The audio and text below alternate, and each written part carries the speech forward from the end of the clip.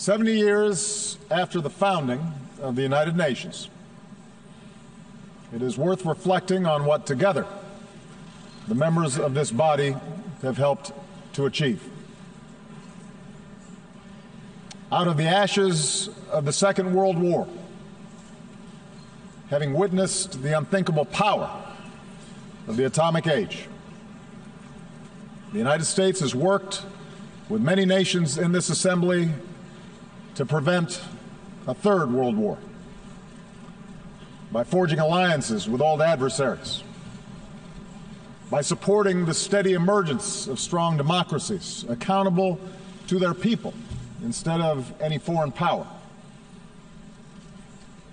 and by building an international system that imposes a cost on those who choose conflict over cooperation,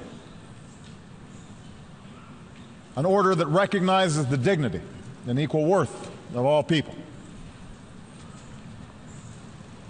That is the work of 7 decades. That is the ideal that this body, at its best, has pursued.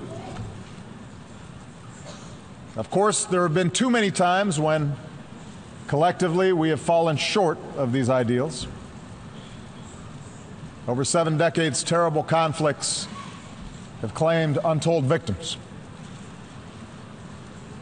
But we have pressed forward, slowly, steadily, to make a system of international rules and norms that are better and stronger and more consistent.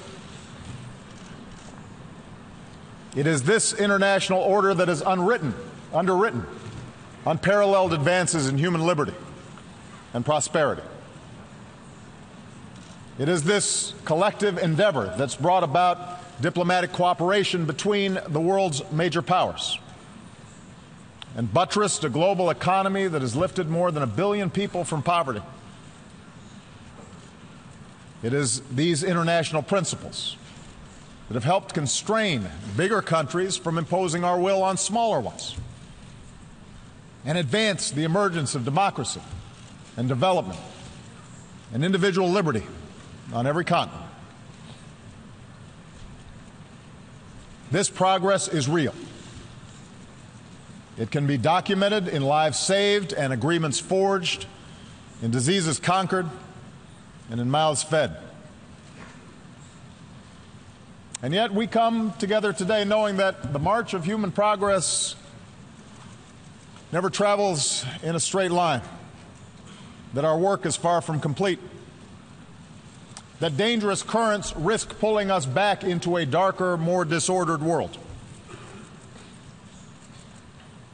Today we see the collapse of strong men and fragile states breeding conflict and driving innocent men, women, and children across borders on an epic scale. Brutal networks of terror have stepped into the vacuum. Technologies that empower individuals are now also exploited by those who spread disinformation or suppress dissent or radicalize our youth. Global capital flows have powered growth and investment, but also increased risk of contagion, weakened the bargaining power of workers, and accelerated inequality.